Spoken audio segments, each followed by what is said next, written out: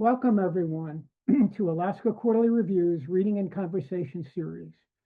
I am Ronald Spatz, co-founder and editor-in-chief of Alaska Quarterly Review, and this event is being recorded and will be available on demand on the Alaska Quarterly Review YouTube channel. Before we begin, I'd like to make a few important acknowledgments. Alaska Quarterly Review acknowledges the Anchorage Museum for hosting and providing technical support for this event, and the Center for the Narrative and Lyric Arts, Alaska Quarterly Review's 501c3 umbrella organization, which makes this event possible. I also want to make a land acknowledgement. Alaska Quarterly Review recognizes the indigenous land on which all Alaskans live. AQR is located in Anchorage, and Anchorage is Dena'ina homeland. Dena'ina is the language spoken by the traditional, present, and future caretakers of this land, and land acknowledgements opens a space with gratefulness and respect for the contributions, innovations, and contemporary perspective of Indigenous peoples and marks our collective movement toward decolonization and equity. Today, we are delighted to feature a poetry reading by Stephanie Burt. Stephanie Burt is the Donald P. and Katherine B. Loker Professor of English at Harvard University, and as the New York Times has noted, one of the most influential poetry critics of her generation. Her work appears in the New York Times, the New Yorker, the London Review Books, and many other mass market publications. She also has work in literary magazines, including Alaska Quarterly Review. Her essay collection, Close Calls with Nonsense, was a finalist for the National Book Critics Circle Award. Her most recent book, out this year from Basic Books, is Taylor's version, The Poetic and Musical Genius of Taylor Swift, which Kirkus Reviews in a starred review praised as an outstanding look at one of the world's most beloved entertainers, a smart, incisive look at the singer-songwriter who has captured the world's imagination. Burt is the author of 14 books of poetry and literary criticism, including 5 collections of her own poetry. These include We Are Mermaids, Advice from the Lights, and Belmont. Her critical works include Don't Read Poetry, a book about how to read poems, The Poem Is You, 60 Contemporary American Poems and How to Read Them, and The Forms of Youth, Adolescence, and the 20th Century Poetry. She's also the editor of Super Gay Poems, an anthology of post-Stonewall queer poetry out this year from Harvard University Press. Her most recent collection, We Are Mermaids, engages questions of gender, identity, and belonging through inventive, deeply personal poems. In a review in the Rumpus, Carrie Lee Smith writes, We Are Mermaids argues that trans and other marginalized groups are only invisible because of arbitrary social constructs. No one should have to explain their right to exist. Nothing is only one thing, as Burt's poem Ligature reinforces. Binary thinking leaves so much out. It is a beautiful reminder that we all deserve the world. It is my distinct pleasure to welcome Stephanie Burt. Thank you so much. Thank you. Thank you to Ronald, to Danny, who is recording this, to AQR, to the Anchorage Museum, and to everyone else who has made this happen. It's an honor. I'm going to read some poems from my most recent book, We Are Mermaids, including a couple that people seem to like and circulate, and a couple that maybe aren't out there yet, and a couple from my next book of poems by me, which is going to be called Read the Room. It will appear, I have just learned from Grey Wolf, in probably 2027, so stay tuned for that. And I'm going to open with something that is new. It's going to be in Read the Room, but before that will be in Alaska Quarterly Review, the founder of this particular video feast. And it is a poem about some unusually sexed and gendered and delightful invertebrates called leopard slugs. And if you're not familiar with how leopard slugs mate and how they live, I would encourage you to Open, another screen on your computer somewhere and take a look at how they work together. Leopard slugs. It's okay if you don't understand. For us, there can be no such thing as dry land. Neither female nor male, or rather both at once for one another, we glisten in very low light conditions. It is this sensitivity to slight stimuli that made us able to listen, to learn how to hang together, to intertwine precariously, at least at first, from a branch or rock or precarious sediment nearly aloft, until we have fashioned out of our separate bodies a rope, a cascade of now you see them knots and other soft discoveries, a homeostasis, a braid. Of course, we all have spots. Of course, we change. What is our curvilinear delight might be to you and yours too wet or hard to grasp or just too strange. Some hide, all shine, having attended to the next generation, its soil, its needs for moisture, detritus, rough shelter, mild air, and alkalinity. We know we can keep them safe or even introduce them to the sublime. So those are leopard slugs. This is a, I suppose it's another intimate, cuddly poem from Read the Room. Sex towel t-shirt. Love always wants more, and in particular, more lube. That's why it's here, imbued, if you like, with all the curves and odors and angles of everyone it hasn't exactly seen. An icon of patience, pinched like the edge of a candle. It settles half in, half out of a wooden drawer, waiting for the one task it's still asked to perform. Everything mossy and safe, a cave in a grove. Everything improvised, lived with, lived in, warm. One sleeve points down. It dangles above a wooden handle, awkwardly and almost translucently thin, flapping a bit at the mattress as if to scout it. We told each other last time that we could save all the literal bedroom play for another year. Now that we can act it out and also talk about it, the t-shirt sings to a laundry bag. We are still happier than we have ever been. It's fun. I hope you're having fun. I really try to keep all of my books of poems various, but I also find myself repeating ideas and repeating sort of themes and writing in particular poems in the voices of objects and animals and plants, and also writing very freely adapted translations and going back to poets such as Callimachus from ancient Greece or others who maybe aren't a big deal in the US and American English yet. Another one of those poets is a modern Spanish, peninsular Spanish poet uh, named Jaime Gil de Biedma, and this is a very loose version of one of his poems, and mine is called Death of Eusebio. And it is an elegy or maybe a eulogy, or maybe a monody. Death of Eusebio.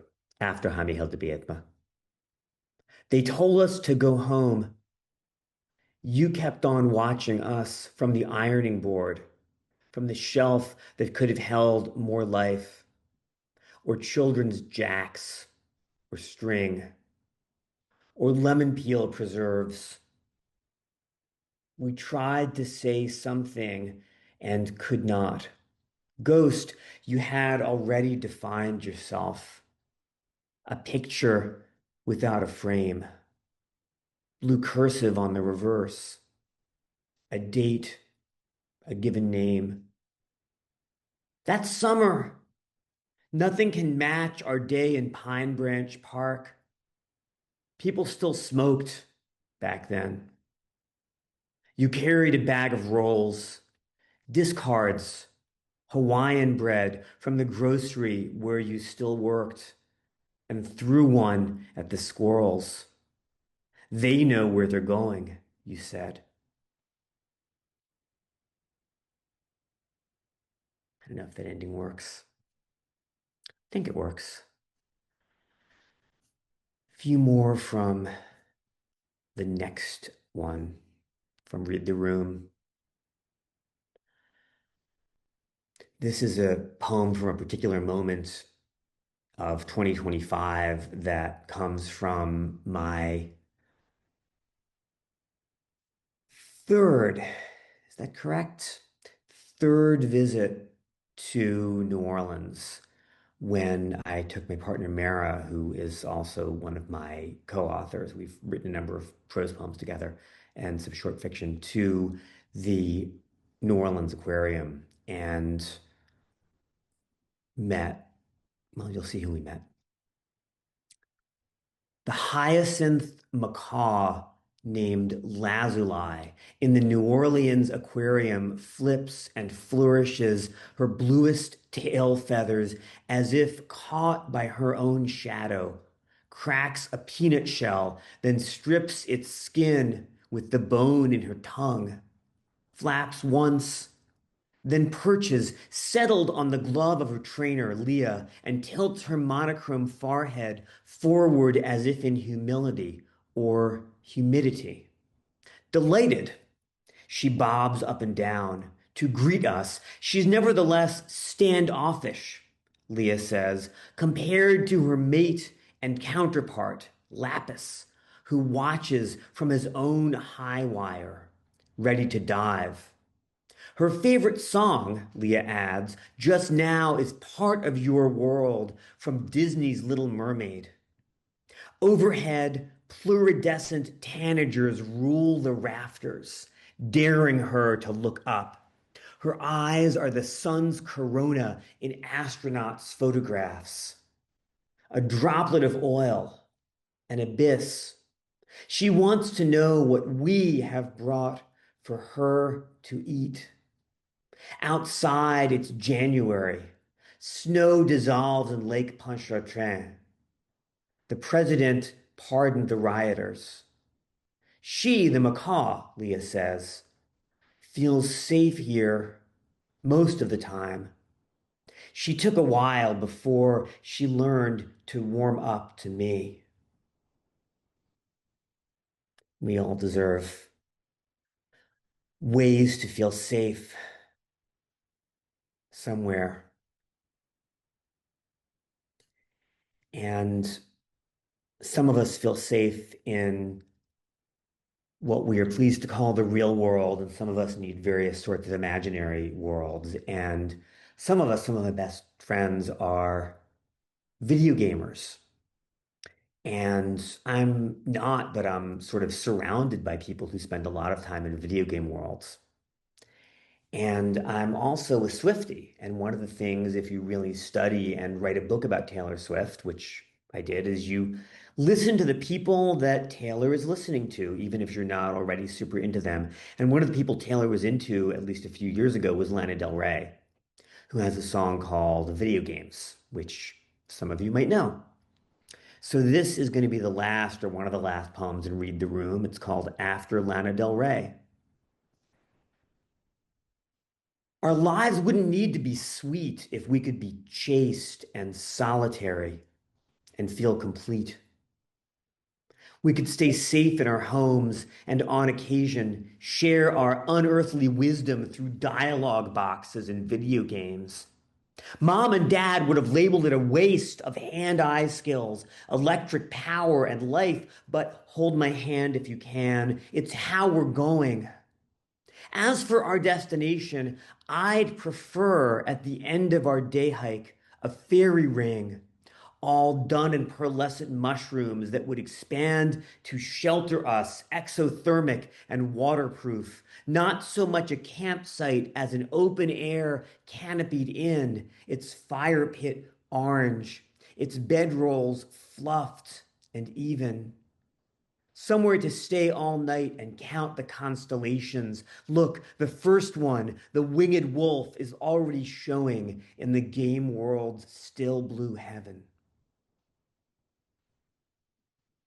So before this one that I've been working on for, a couple of years, I wrote and finished and had the luck of being able to publish with Grey Wolf a book called We Are Mermaids. And that book included a poem that circulated online, and occasionally people send it to me, and I really am just delighted that people were into it.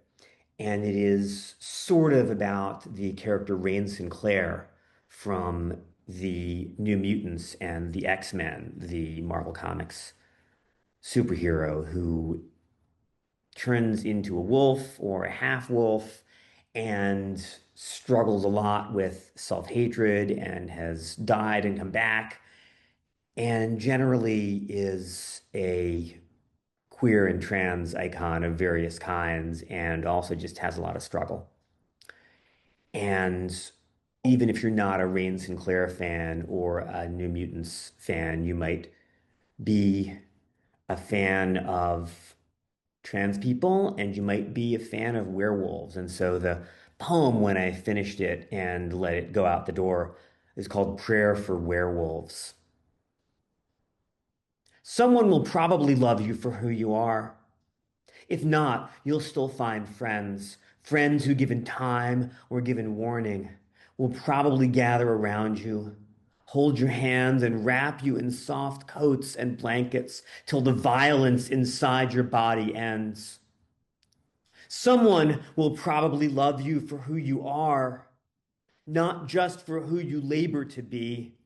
Maybe you're lost in your skin today. Maybe you're burning and wish you could tear it all off. Please don't. You are variously a marvel, an athlete, a wilderness, a source of warmth, and a way to learn from fear.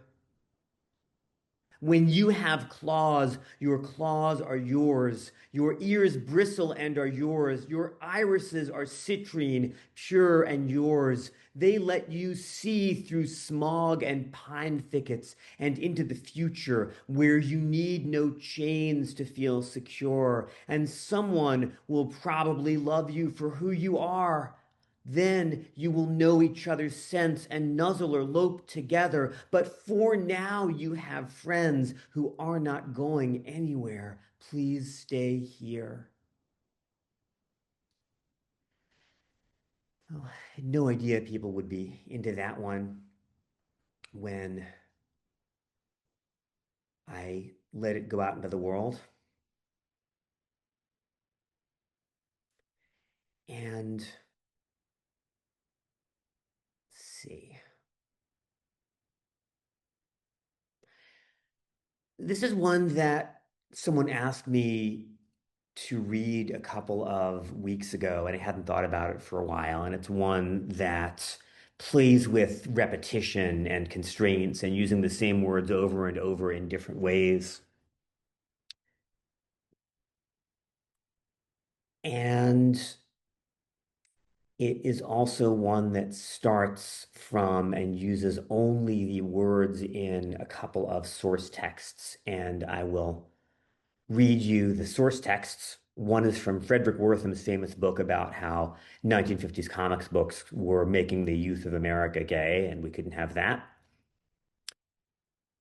And Frederick Wortham's bit goes, If later on you want to read a good novel, it may describe how a young boy and girl sit together and watch the rain falling. They talk about themselves, and the pages of the book describe what their innermost little thoughts are. This is what is called literature, but you will never be able to appreciate that if, in comic book fashion, you expect that any minute someone will appear and pitch them out the window. And then the other bit of prose that I used was from Hilary Schute's wonderful book about how comic books work. And Hilary Shute, who is a friend and a very good critic, writes, "Comics is a form about visual presence, a succession of forms that is stippled with absence in the frame gutter sequence."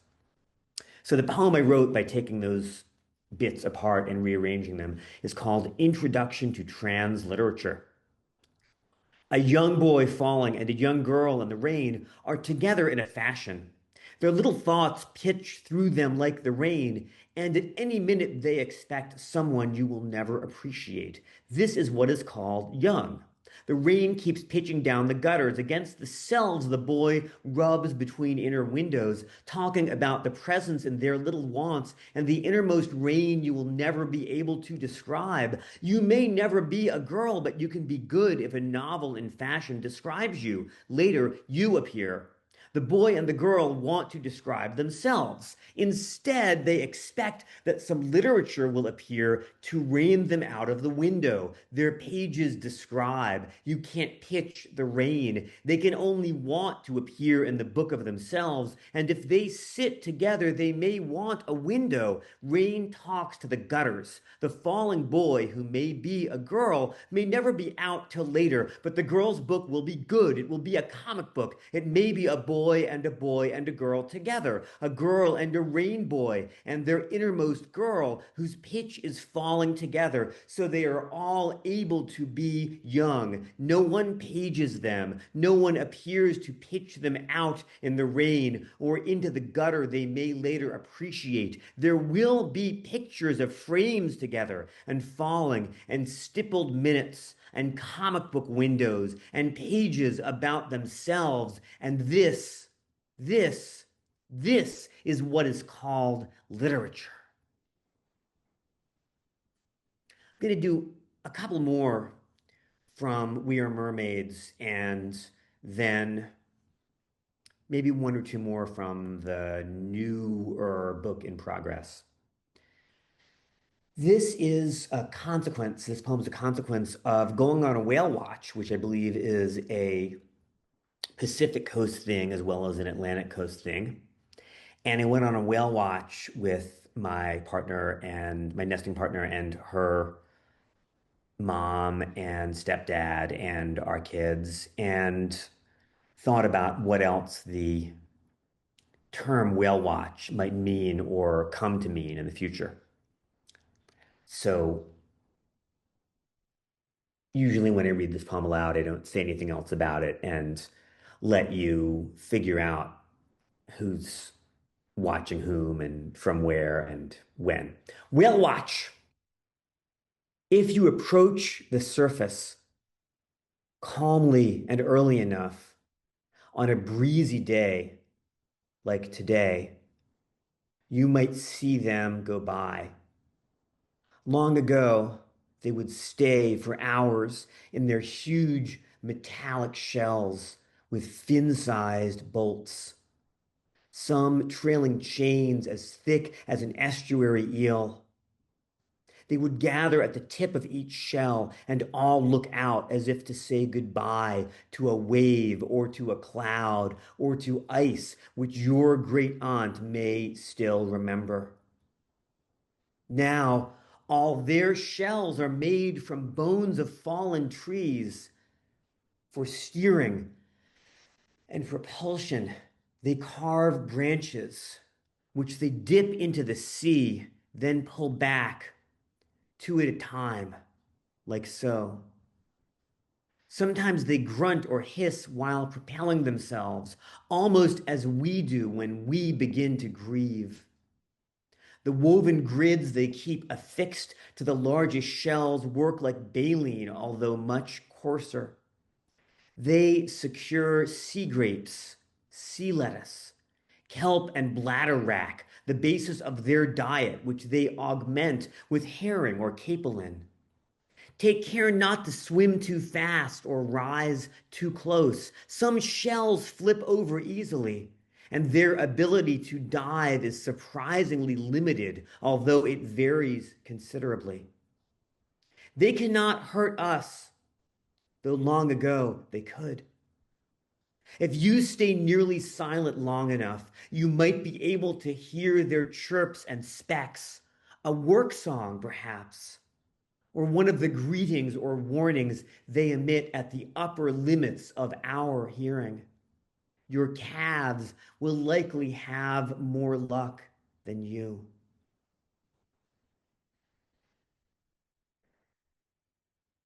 Sometimes I wonder whether in the future we will have, in effect, abolished ice, which is one of the questions that poem asks.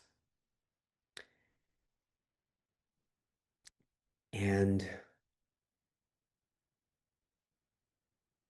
let's see. This is a poem that is fun to read from We Are Mermaids. And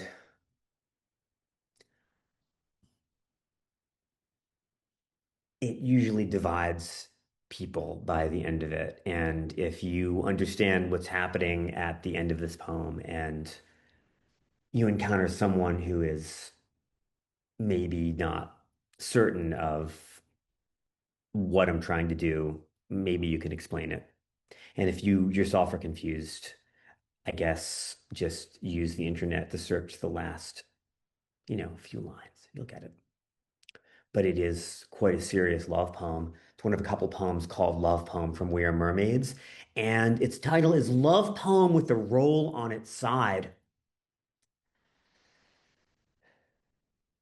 What if you really had never heard it before?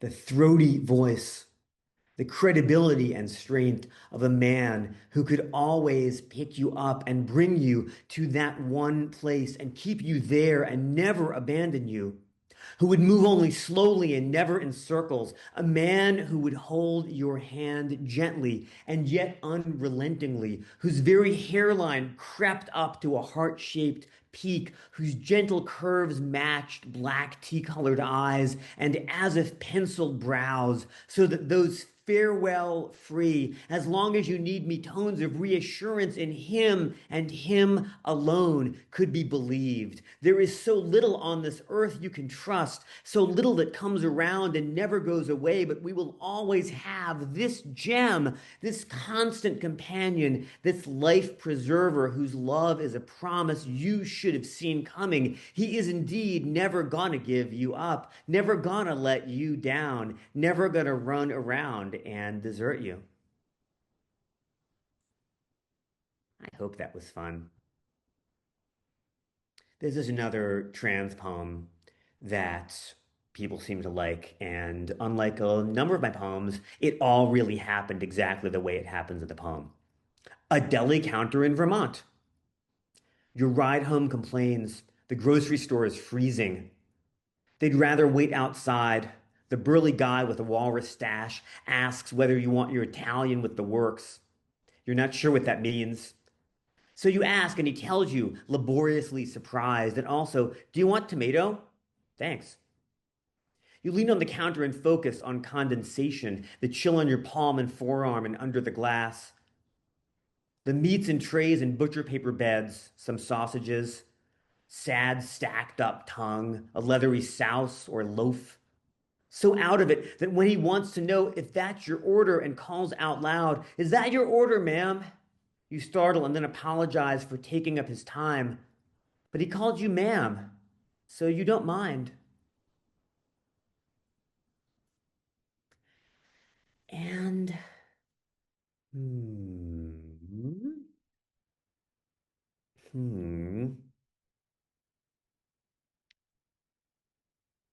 one more from We Are Mermaids. Wildflower Meadow, Meadow Wiesla.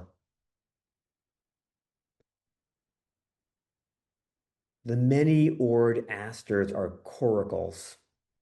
The goldenrod pods triremes. They do not plan their voyages to please us.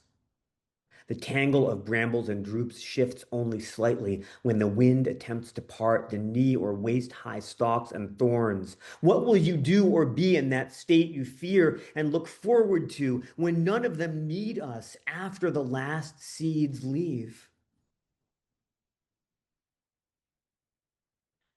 So I am, as I mentioned, an X-Men fan, and my uh, large scale, probably never to be realized aspiration is for someone to ask me and my co-author to write for real an X-Men comic. But until then, I can give you poems for and about various X-Men figures, including, and this is in the next one, Bobby Drake, aka Iceman, aka the class clown of the original 1960s X-Men, who was written as a semi-closeted gay young man for decades. And rereading all those stories, it's clear that the writers knew it, but you weren't allowed to say because that was then. And more recently, he has come out as a gay man. And he has a great deal of power in his ability to create and control, or indeed abolish, ice. Words for Bobby Drake. I could reduce my friends to one or two by ignoring them, playing the jester, playing nice, or playing the dating field till it's frozen frost, being the baby of my graduating class who never graduated, so much as got bona fides for endless fights, training myself amid my own two diamond-hard hailstones worth of emotional baggage. I could make myself feel clever with quips between punches or punchlines, or feel free to star in a war, or the Dartmouth College Winter Carnival, that's canon, or melt into the mist of grown-up class clowns, recidivists, and decent comedians, giving cold shoulders to hot promoters, doing their bit parts in a tragedy, never working blue. Sleet dreams. I hardly missed you. Why the flurry? Secretly sad, I carried the seed of apocalypse in my coldest of cold hearts, harbored a thimble winter of eternal discontent. Now, being out in the cold, I can join my once and former beard and disaster bisexual war captain on our situation that sails like an icebreaker, giving short notice to would-be vice squads that might hope to bust us, resplice our genes, give us inquisitive get back in your closets advice, or else entice us with material rewards. It's a roll of the dice, but you could be in pictures, kids, if you just keep quiet as mice about who you are. To them I say, stick it in your slushed up fishing hole. We're here. We no longer need permission. You can't freeze us out. We won't ask twice. So that is a poem that approaches without quite achieving an effect called monorhyme, where all of the words that end the poem rhyme with one another. And I really like monorhyme and effects that approach monorhyme, and puns that go with monorhyme. And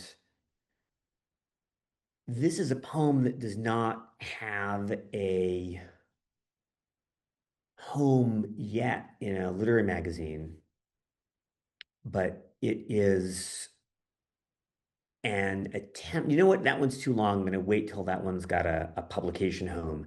It's called the Nancy Mace, and if you want to, see it and feel it and touch it and hear it, you can get in contact. I'm going to read you another one that is forthcoming. That's also got some fun with rhyme. Uh, it is forthcoming in a journal called Light, a journal of light verse, and it is a response to a poem that is named in the epigraph, and you'll see. Poem's called Frost, and the epigraph comes from Dan Sinekin and Johanna Wynant's book Close Reading for the 21st Century, in which Sinekin and Wynant, who are trying to help English teachers like me teach, say, and I quote, "We had a student who argued that Robert Frost's poem Stopping by Woods on a Snowy Evening was about Christmas. But the argument, though in some ways shaped like a close reading, is weak in an instructive way. It is neither likely nor lovely. It does a poor job of analyzing its evidence. The speaker travels with a horse, not a reindeer, as the student asserted. The tone of resignation, but I have promises to keep in the original poem, doesn't belong to the idea of Santa as we understand him." And I started to think after reading Johanna and Dan's book, which I read a bit ago, about whether the tone of resignation maybe did belong to the idea of Santa as we understand him, and what it would feel like to be someone whose job was to visit everyone, decide who had been good and who had been bad, and give the good people something if he could find any. And I think it is secretly a response to the title poem from Seamus Heaney's wonderful 1987 volume, The Hall Lantern. But it is explicitly, Frost. And you can probably guess who speaks the poem. You have no idea. Of course, there's no way you could know how many flapping maps I've had to unfold and decipher, although the internet helps, nor how hard this velocity makes it to hear the team wheezing under my reins, nor how the receding snow line, warmer oceans, and greener Decembers require horses, since Nordic mounts overheat, even so near historic regions of skis, furs, tiny berries, and once reliable lake ice to touch down on. Everything's melting. Each year, it's tougher to see you as worth it. I can't shake the notion that I'm in the wrong line of work, a mistake nobody alive can now fix. I look like a wasted chimney sweep, a miner or a photographer's glitch by morning if I gave every preteen flake, test acer, or social climber the lump you carbon fans so deeply deserve. Even the littlest, who still trust me, won't keep their joy. They'll stumble back into their polyacrylate sleep, then grow up to burn the world more. The truth is, I sleep all summer, my naughty list under my pillow, till it gets longer than my sleepless nights. Once I wanted to save you. Tonight it feels hopeless, a drunkard's walk in a too-tight harness, a hoary hoax we perpetrate. Wind chafes my wrists, cold scores my cheeks, and 10,000 homing pigeons could do what I do. I wish I could stop at a stable or a hotel or even a manger. I can't quit. Maybe I just need sleep. That is Santa with many miles to go. And I want to find you something a little bit more fun and maybe not a Christmas poem, but since it is the heat of summer, a poem that is partly about raising our kids in our town, and a poem for one of the two high school English teachers who meant a great deal to me in high school, a teacher named John Burkhart, who's recently retired and who maybe will get to hear this. And it should appear at some point in a volume to honor him, although I don't know where that's going. It may be out. I'd love to see it if you're the publisher of the John Burkhart retirement celebration and you watch the Alaska Quarterly Review video stream. Please get in touch post haste. It is a poem about parenting, bringing up Zoomers, being trans, and trying to set up an environment that is more trans welcoming than people like we grew up in. A poem about the blues and pop music and the history of composed music, and especially the great contrapuntal and organ-centered 19th century French composer César Franck. Oh, and it's a response to Shakespeare's Twelfth Night. Poem's called Halloween or What You Will. Our own kid climbs the deck to the broad like a life-saving plank in a shipwrecked cedar porch spotted with puddles where 12 kids from our kids' sixth grade class, sixth grade for our non-US readers means 11 or 12, congregate on sanded steps, on towels spread out on chaise lounges. One astronaut, one axolotl, four Hogwarts students, one wet-haired elf with spongy rubber ears, two witches in cloaks from a recently canceled cartoon. Two kids just changed their names. It rained today, but isn't raining. The Latin roots for costume and custom are the same, but cast, as in cast of characters, comes from Old Norse casta, throw, as in castaway. Washed up on a beach that doesn't exist, drenched, tattered, and food insecure, as we now say, Shakespeare's Viola spends most of Twelfth Night pretending to be or being a boy. She's new to this kingdom, which means she can just make it up. She misses her twin enough to mimic him, enough to say to the lady of the house, I am not that I play. She takes the name Cesario, Italian for Latin for the guy in charge. In César Franck's sonata for violin, often played on viola, piano and strings are not quite twins, though one impersonates the other. The A theme leaps up, then walks down smartly like the steps on a well-built deck or a stage where music is the food of love. Two more moms pull up, bringing terrible pizza, smoothed over cheese redolent of gasoline, steam percolating through cardboard, no toppings. Half the kids won't touch it. The other half eat it up. We're all hungry for something, or else just lost, like Samson in Blind Willie Johnson's Samson and Delilah.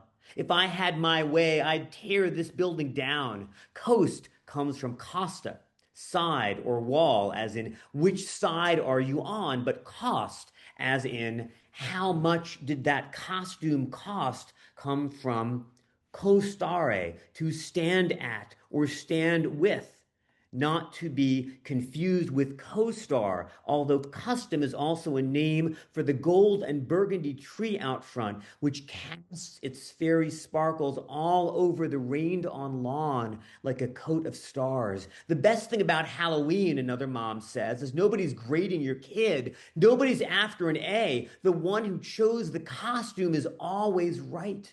At dusk, we walk all the kids down the street where oak and wet magnolia open up like torches under the sodium sunset. They find their own way as Franck's last movement chases the doubled, sweeter runaway theme in the first. The sonata's accompaniment is famously tough to play. Above the same 12 sixth graders' crepuscular cluster, a lattice of clouds gets ahead of itself, as if in fluttering, flustered preparation for the start of school tomorrow morning. If I had my way, they'd let you wear your costumes every day.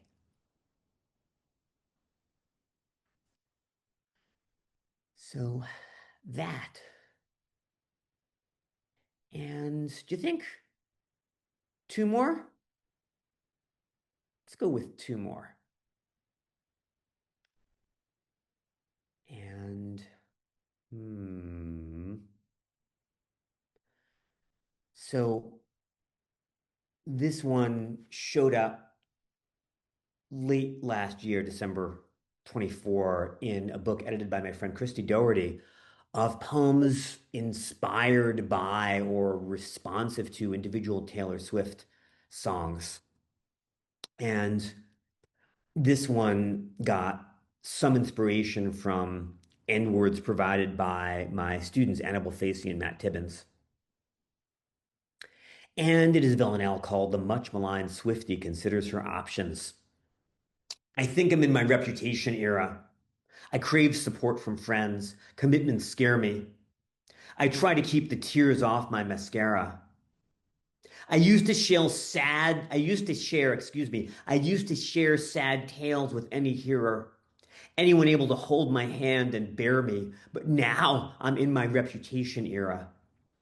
I thought each boy who kissed me had to care a little, no, a lot. Those boys could wear me down the way hot tears dissolve mascara. They saw me as a gem and then a terror because I called them out. They wouldn't share me. So now I'm in my reputation era. I slink and stare and shine. I'll be your mirror or else your boa constrictor. You can wear me. I lick my lips and hiss through new mascara to tell you the toxic truth about love. Just dare me. I'll keep you watching now. Don't try to pair me off or up or down. You can't repair me, and I know I can't fix him. He can't snare me. I'm done with tears. They can't touch my mascara. I'm finally in my reputation era. And that is one of my Taylor poems. And you know what? Why don't we end with another one? A couple of years back, I had the good fortune of putting together, with the help of Rosanna Warren and uh, sorry, Rosanna Warren and a whole bunch of people at Princeton University Press and a number of classicists, preeminently,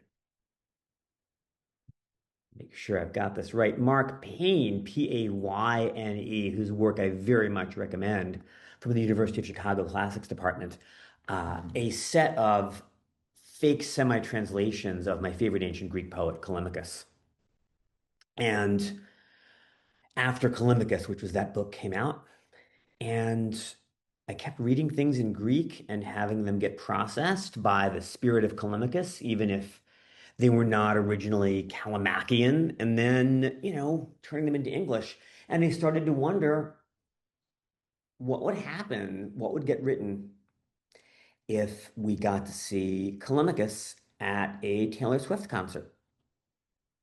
How would that be a tribute to the kind of community, the kind of generational communities, and the kind of trans communities, and the kind of just communities of listening?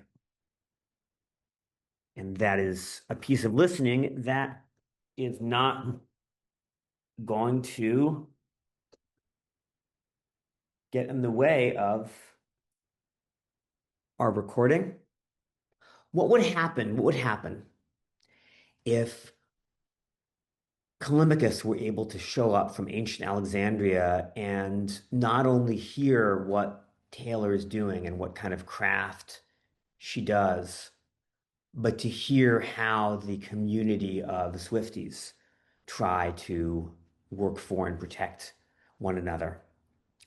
And there is a moment from a concert in Philadelphia where one of the security guards started to try to remove a Swiftie from near the front of the stage. And Taylor herself noticed this happening and did not want people who had not committed a crime to be manhandled or kidnapped or disappeared by mysterious uniformed people or armed people. And so Taylor tried to prevent this fan from being removed or disappeared. And I think there's a lesson there for us about who gets removed and disappeared and how we might try to call attention to that. And Callimachus's poem ends with Callimachus noting what became a refrain for fans for the rest of the Eras tour. And it's what Taylor said to stop her fans from being manhandled. Callimachus at the Eras tour. All modern guitars evolved from ancient lyres. If distantly. We credit the same God for both. That's why his chords stay dear to the cicada, whose round carapace can resonate on its own or else with several thousands of her peers. A stridulating army, a shining armada. That's why we see ourselves in her. We're strong enough to cover for our favorite star when she breaks a string, or loses her microphone, or her piano fills up with rainwater, or if she just runs out of breath. We'll sing a cappella till she comes back. We admire the way she seems to see us all, and the opaline blur of her fingernails' path as she plays, and her capo, a locust ready to hop, and the way she knelt to protect a front row fan from security, her voice a hammer. Hey, stop, stop. She wasn't doing anything. Thank you so much for having me. Read Alaska Quarterly Review.